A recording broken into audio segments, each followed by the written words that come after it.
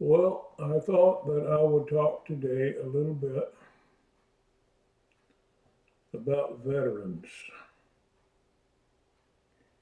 You know, we're coming up on Veterans Day, getting ready to honor our veterans, and we should. Uh, I think we should honor them more than just one day a year, though. Uh, One reason why my wife and I, whenever we see somebody who's wearing a veteran's cap, we always thank them for their service, regardless of what time of the year it is. And had some really good, interesting conversations with people just because of that. And I won't go into all of the details.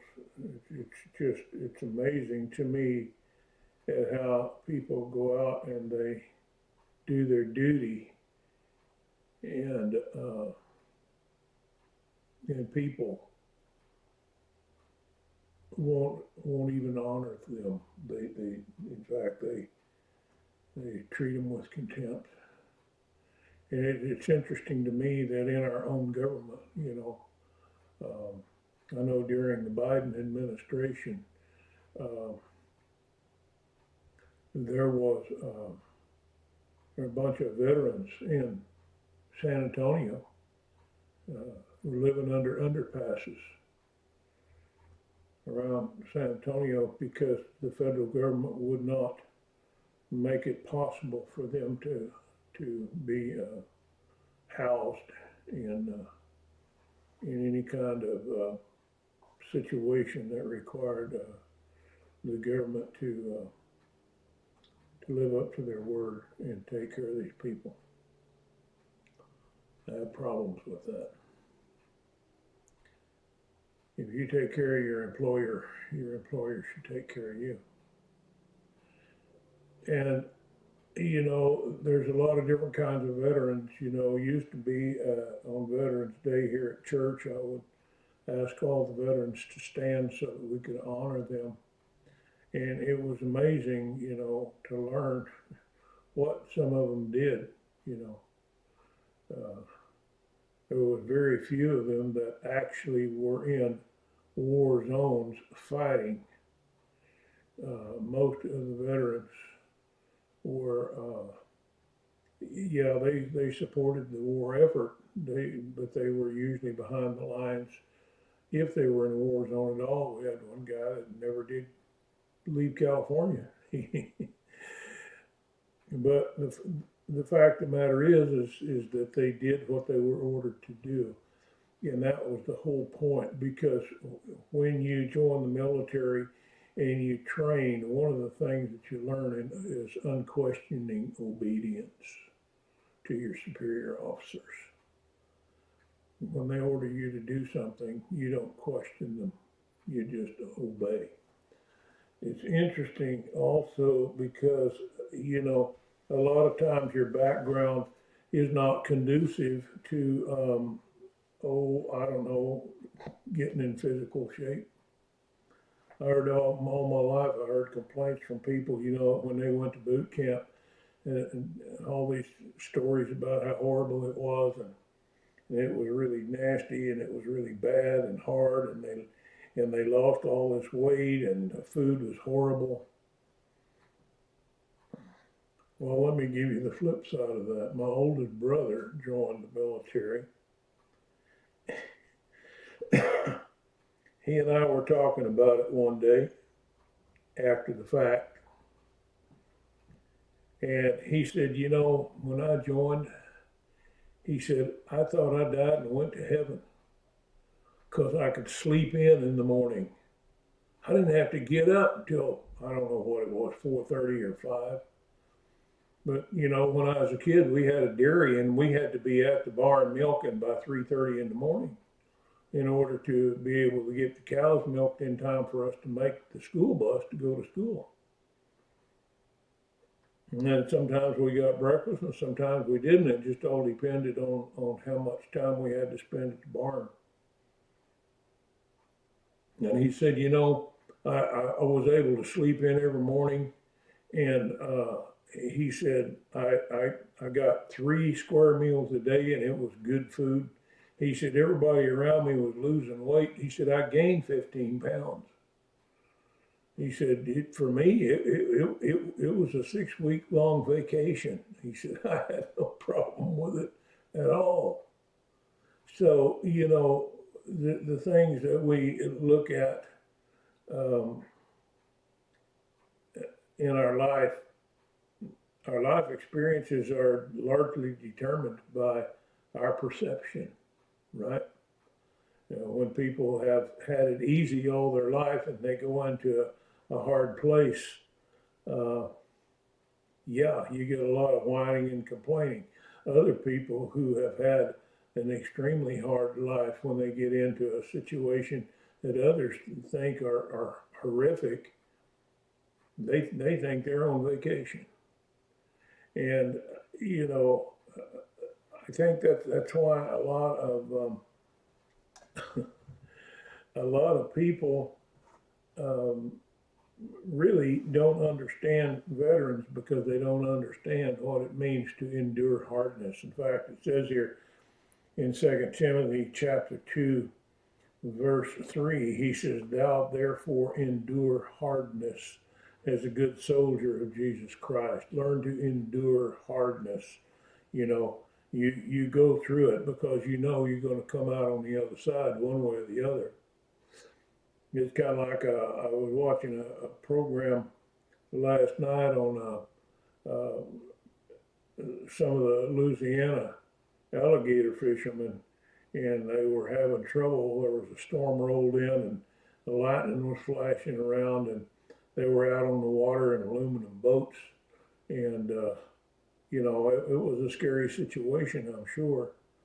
And this one guy, he parked his boat, and they tried to get away from the storm for a little bit, and finally he ran out of patience and said, "We gotta run these lines."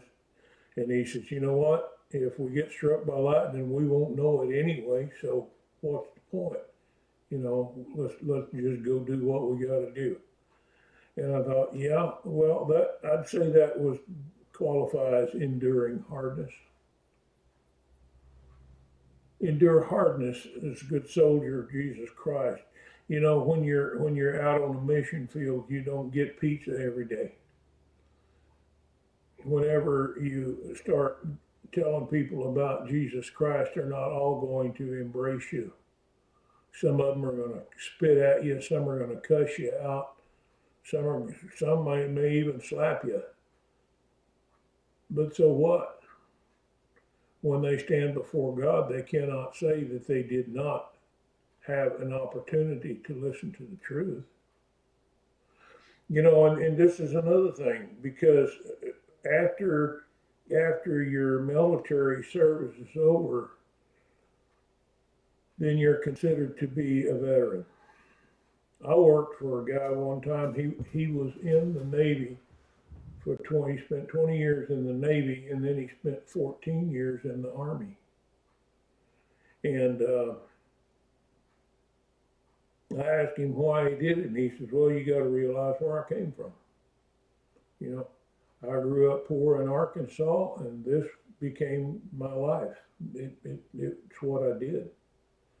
And I can respect that, and I understand that.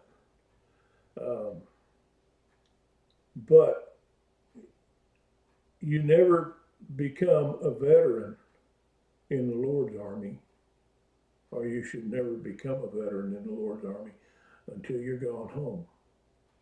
And I say that because you're in a battle, you're in a war, and that war is going to last for your entire lifetime.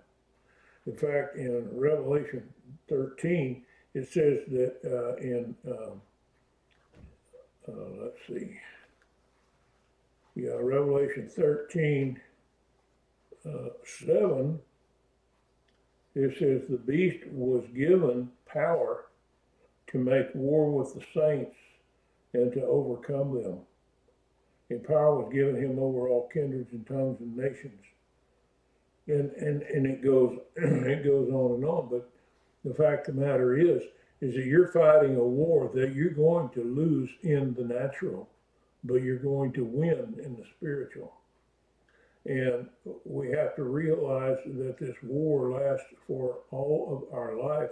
And the only way we get to become a veteran of this war is to go home. And when the Lord finally says it's over, it's time to come home, then you will be celebrated as the veteran that you are. And not only that, you will have the opportunity to finally behold your king, the great general who has given you your orders for all these years. I wish I could say that for all my life I've served the Lord with unquestioning obedience, but I have not. I don't think any of us have really. But I want you to know that we can look forward to a Veterans Day, one that will be cause for great celebration. And I also want you to know that there is a reward for you at the end of that road. And that reward will be determined not by you, but by God. Because the times when you think you have failed may have been a great success. And the times that you thought were a great raging success may turn out in heaven to have been a failure after all. Nevertheless, you're not going to be, as a believer and follower of Jesus Christ, you're not going to be judged on your failures. You're going to be rewarded for your successes. I remember a story in World War II. A little boy from the backwoods of Kentucky, I believe it was, loved to hunt squirrels. And he went into, he fought in Germany, and he came home, came back to camp that evening with 110 prisoners of war. And he says, hunting squirrels is a lot harder than hunting people. Well, you know what? That goes back to your background and your experience. And I'm going to ask you, what's your background and your experience? What are you going to have to present to your king when you finally get back to camp? See, we're all out on patrol right now. What's going to be the end of that? Are we going to emerge unscathed? Are we going to be bringing our prisoners of war, those who have changed their mind and decided to follow Jesus Christ after all, those who have surrendered to Him? I'm just asking these questions because I know. We're all in the army of the Lord. We're all in the service of the Lord. And I would encourage you to serve Him with unquestioning obedience. You be blessed.